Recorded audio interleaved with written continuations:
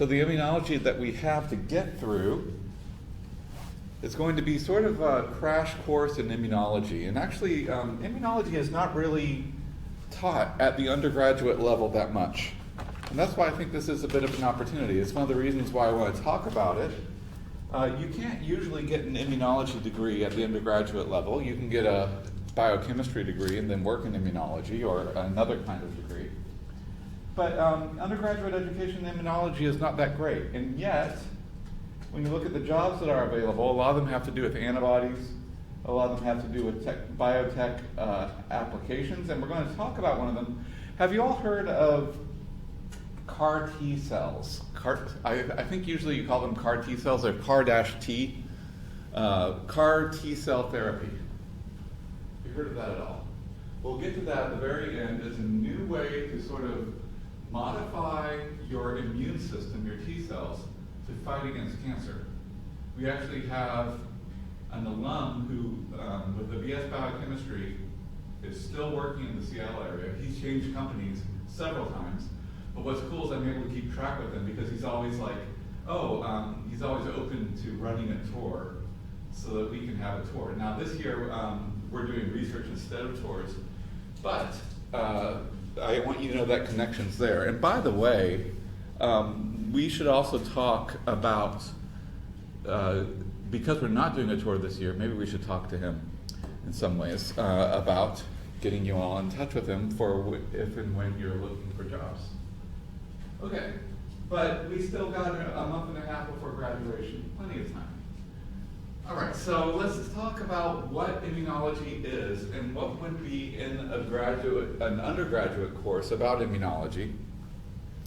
This is what immunology is. You have the pink cell in your body. Sometimes through some accident or environmental stress or none of the above, you get the blue cell in your body. The blue cell is a ovarian cancer cell. So that's a particular type, but this works against all cells.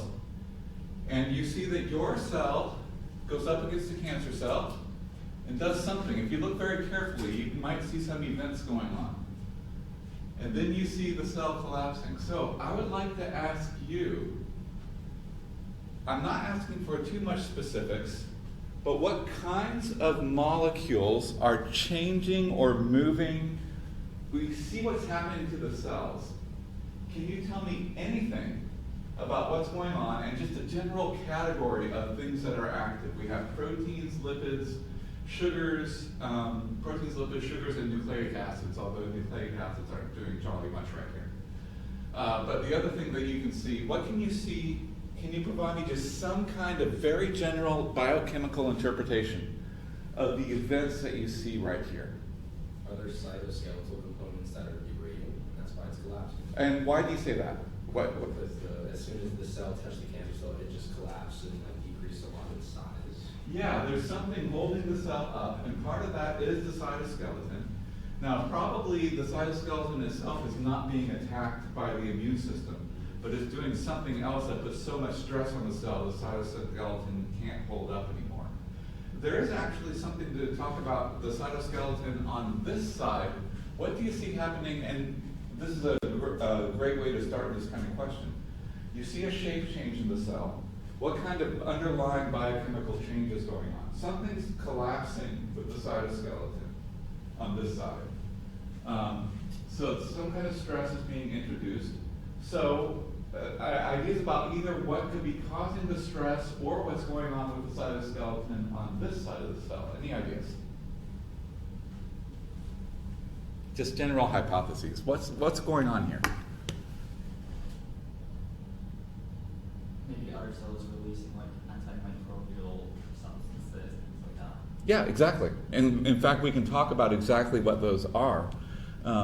Some of them are reactive oxygen species, which you might hear about in the history of life in A World from Dust. And so it's kind of pulling out some of the chemical toolboxes, the dangerous stuff.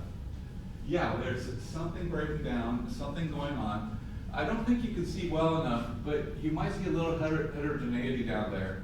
And there might be some evidence of little pockets, vacuoles, that are moving from the cell And this is a killer T cell, so it's easy to remember what it does. It kills cancer. It has some kind of chemical weapons inside it. Nobody has treaties that cover the immune system for chemical weapons because that's all they've got. Okay, so you have the cytoskeletal change that you can see. This is moving. This is bringing stuff to the other cell. So you have an ordered sort of attack, which has different components that's going on. So yeah, anything else that you see that you infer is going on at the biochemical level from the evidence of the biological? Maybe the T cells delivering some type of inhibitory component or protein that's like causing it to degrade maybe, and then like for instance like RAS won't be able to proliferate it anymore. That's why it's dying. Yeah, and one of the things is there's a lipid layer there. So sometimes the T cell has something that will punch through the lipids, or possibly it's latching on through the sugars, but more likely it's latching on through protein-protein interactions. So it has some kind of way, probably a protein, to interact with this cell, probably through a protein. But what could that be? How does it know? Molecular level, this is a pretty amazing biological thing. Before this picture was taken, it found the cancer cell. How does it do that? Any other observations or biochemical inferences that you can make from this picture? Something that must be going on that we could talk about in the coming slides. Savannah? I don't know if it means anything, but there's like that outer blue part, that's the part that actually first collapses before the central part collapses. That's perfect. Yeah, because you notice that the nucleus is actually not affected until the whole wind of the rest of it collapses.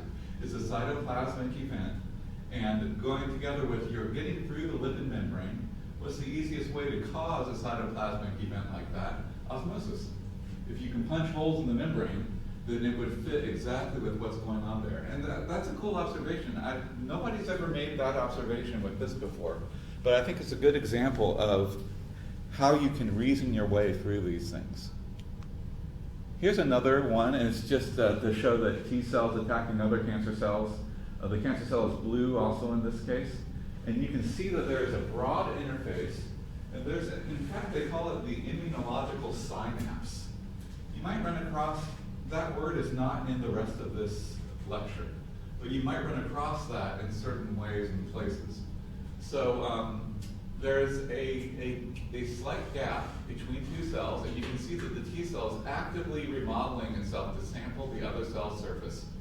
And then we don't stick around long enough to see the bad things happen. Maybe this is a different kind of chemical warfare that it's unleashing on the cancer cell. But this is definitely a broad recognition event. There are molecules interacting and recognizing. How does that happen? We can understand if an organism that has eyes and fingers does stuff like this. But how does a cell do this amazing advanced thing? And how does it know to attack the cancer cell and not the other cell of your body that is very similar and just doesn't have the cancer mutations? Remember, cancer are your own cells turned bad. Yeah. Maybe there's like sugars on the outside that it recognizes, kind of how like viruses have like different keys on the outside of them. Mhm. Maybe it's kind of the same way but in reverse. Right. You can see that there's the whatever it's recognizing, it's got to be distinct. And actually, the system we're talking about can work for sugars. The system's got to find a distinct sugar or a distinct protein that is on that cell's surface that allows the T cell to say, hey, when you see this, attack. It's kind of like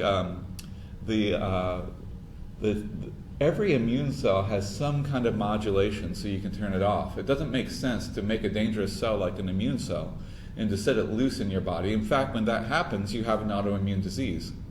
And so it can happen, even though it doesn't make sense. But if we understand how it works in the proper cases, we can also might be able to understand how it goes wrong, and we might be able to fix that. I have some good friends with autoimmune diseases that have basically like lupus that have suffered with them the entire life, and that has to do with antibodies. We actually mentioned that, the rheumatoid arthritis antibody that we showed in Delano and Wells. So, I do want to start with one of my favorite writers, and I don't say he's favorite just because he interviewed me once and put a quote in an article he was writing, but he's actually a good writer, and I like his big picture way of looking at his medical topic. He is an MD, but he knows the big picture about everything and puts it together very well. And so this was his first response, a specific response to COVID. You see it's 2020, and he is talking about the arc of immunology that brings us up to what can we do as we're working very hard on making a vaccine to the COVID virus. So I'm going to start where he starts. He starts with the very first immunologist that we called that. Probably it's Elie Metchnikoff in the summer of 1882. This guy right here, and he's looking through a microscope. You need microscopes before you can really be an immunologist. You need to see the cells doing the things we just showed you before you can do it. And in fact, he had a very special organism. He was very good at picking an organism that would allow him to do things that no one else could. So he was a political refugee of some sort, and he ended up in Messina, and it was on the beach, that's all I know for sure. He basically saw a starfish larva, and he couldn't stop working, he couldn't stop asking questions about the world. And so he noticed that these starfish larvae were transparent.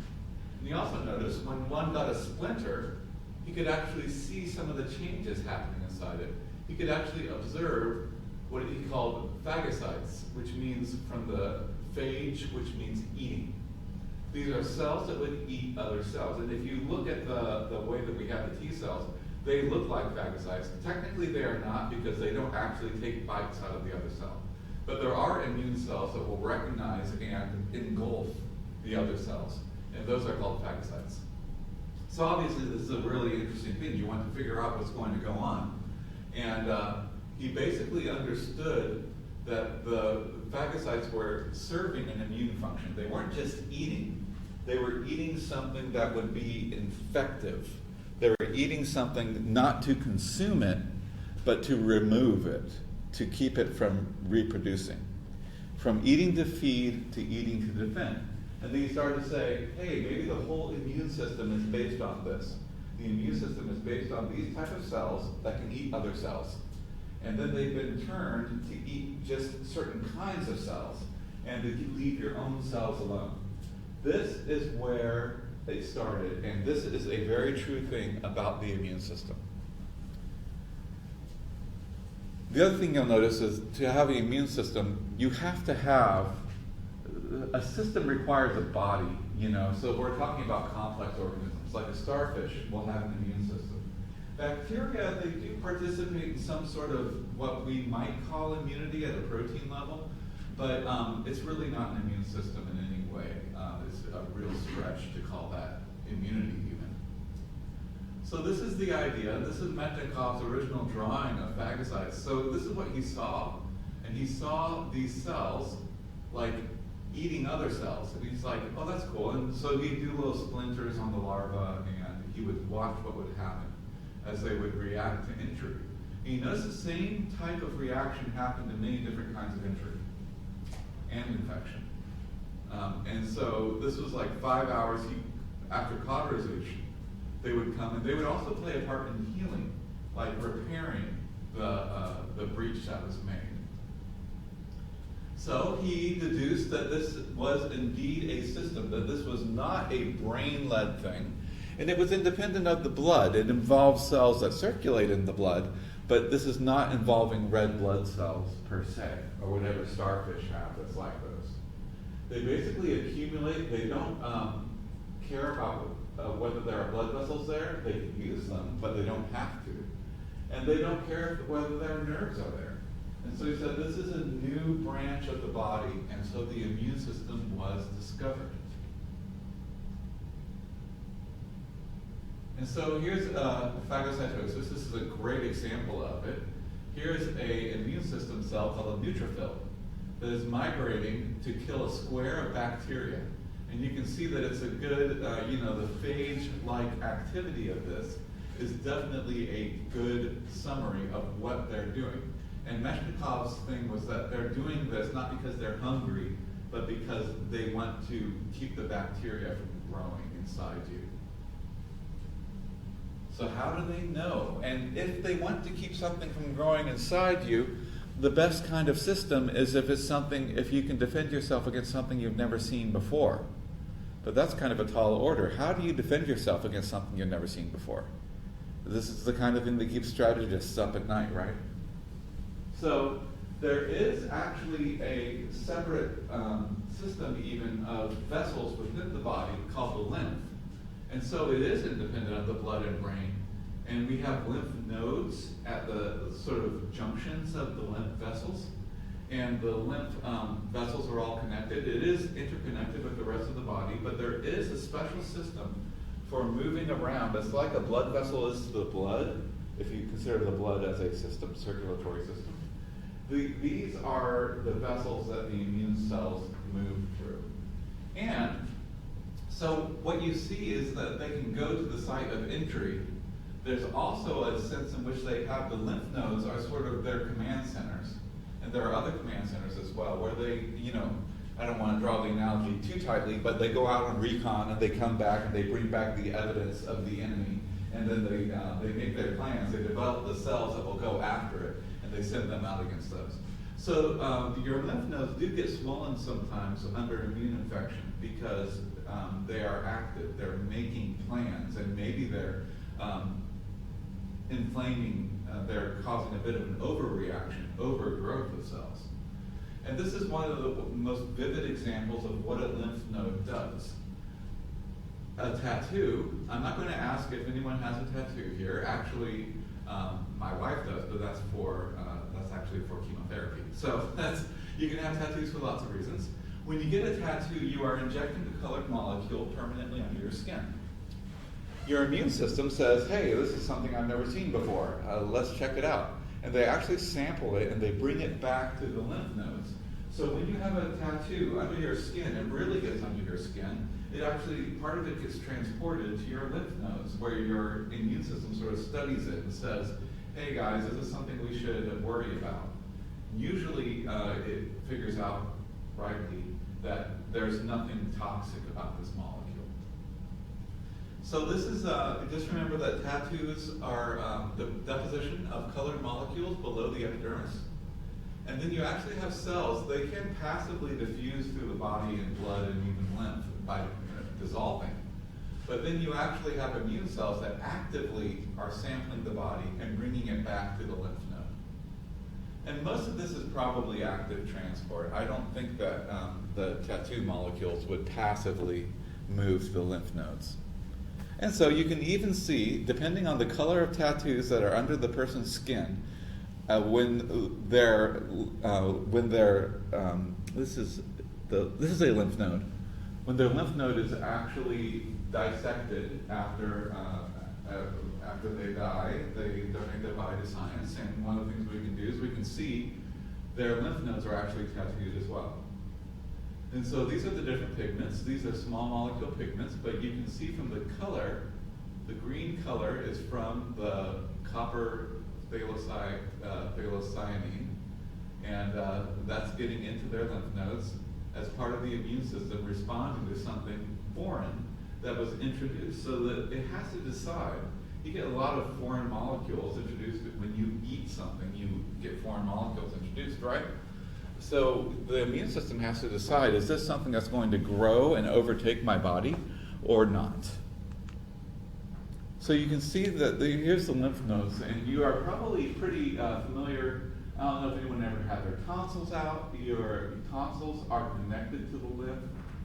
But the other thing that you can see is there's spleens and the thymus right here in the center of the body. This is kind of like, this is not a lymph node. This is a different kind of organ, but it's connected to the whole immune function. And if you might notice, thymus starts with T. And there's a reason for that. T cells are associated with the thymus. They're an important kind of cell. Notice that the spleen plays a role in immunity. And finally, the bone marrow. Lymph cells or immune cells will circulate in your blood. And you're very familiar with white blood cells, right? White blood cells and red blood cells, they're very different kinds of cells, but they both start out in the blood marrow. In fact, there's a progenitor cell that could turn into either one that is made in the bone marrow. So the bone marrow is an important part. B for bone marrow seems like it would explain B cells, right? You have thymus and you have bone marrow. And a lot of people think that because it makes sense at a certain level, but they're wrong. I'll explain why. So as soon as people actually notice that the body could get used to something if you introduce it in the right way. It's the idea behind allergy shots, and it's also the idea behind vaccines. It's just that we know that the immune system is very specific in how it can target, and that's why we make vaccines that sort of train the immune system in the way we want it to go. So way back when, there was a crude form of vaccine, and you want to call this, you can't call this immunology, but you can call it a vaccine development. You know, there's Chinese healers that realized that people who survived smallpox didn't catch it again. And so they enlisted, if you survive smallpox, guess what? You're signed up for the volunteer regiment, or I don't know how they did it, to take care of other smallpox patients because you are not in danger anymore. So they inferred that, but then they took it into their own hands in kind of gross lengths. They said, okay, well, is there a way we can give someone like mild smallpox? And this is the whole thing about vaccines. They ground up scabs into a powder and they put it into a child's nose with a long pipe. And that was the first thing, and I think that child was actually protected from smallpox, but for obviously reasons that didn't catch on as a society-wide intervention. Now, the person that you usually think of as the first vaccinologist is Edward Jenner in 1796, and again, way before Metchnikoff. Now, he actually used cowpox. He used cross species. So it's the same kind of idea, but instead of giving ground up human scabs, he noticed that people who worked with cows didn't catch smallpox. And so what he did is he basically, people would do the same thing with instead of doing the thing the Chinese people did with the smallpox actual things, he took cowpox. Now, he was terrible at medical ethics, and in fact, you might want to, as you think about medical fields type stuff, it's really kind of disturbing that the very first vaccinologist did something like this. He just gave it to an 8-year-old named James Phillips. Even if he explained what he was doing, there's no way the 8-year-old could have understood. And so this is bad enough. But 2 months later, he basically deliberately inoculated him with live smallpox. Now the good news is he was protected. But if Jenner was wrong in any way, then he would have deliberately basically killed the boy. It could have happened that way. So needless to say, this shows the importance of ethical thinking if you're dealing with vaccines and you're dealing with this area. You are trying to give somebody something harmful that at least is part of something harmful.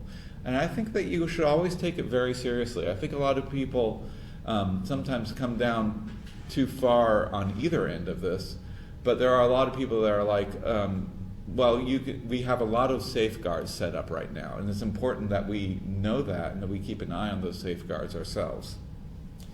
In fact, vaccination comes from the Latin word vaca, which means cow, and I believe in Spanish, like the word for cow is similar. There are many different kinds of languages that makes more sense than English. But because vaccination, and the vaccine wasn't great, it didn't always work, and you're asking somebody to do something at least distasteful in order to prevent a hypothetical future event. You've got to be pretty sure about what you're doing if you're going to do that. And people are going to be skeptical. So people were skeptical of the first vaccination campaign where they were using cowpox to vaccinate against smallpox because it does work really well. And in fact, now we know down to the molecular level why it works really well. So, but you see that there are people that are worried about turning into cows once they get the cowpox injection. It makes a certain kind of sense, right? This can never really happen. You'd be more worried about other things. but it does express a real fear that we need to be aware of constantly as we're talking about why people should make this trade-off of a little problem in a problem in the present, guaranteed problem in the present, for alleviation of a bigger, more drastic problem in the future. So the thing is, how does this happen? How does the body learn from one infection to prevent a future one? And so one of the things that they found out, this is Paul Ehrlich, found out what the component that mediated this immunity. He actually found out with veterinary science. There was an animal infected with diphtheria toxin, which gives tetanus. And he took the blood serum, so it was the serum of the blood, and if it was given to another animal, it would protect it from the toxin. So then we have either a biological or a chemical component of the blood serum that we can purify. He found out that it contains anti-toxin molecules, and they were against these molecules were not cells, so they weren't, you knew they were molecules. They didn't call molecules molecules at the time, not to mention molecules has a lot of syllables in it. So he called them anticorpors in German, which translates into English as antibodies. Corpus, core, all that goes with the root word here. So antibodies, the main thing about antibodies is they are biochemicals. That was known from the start because you use bodies for something that is not a cell, but a chemical. So antibodies, and it becomes confusing though, because the first thing you think of is antibody. Well, it's my body, but it's helping my body, so they're not really anti-my body.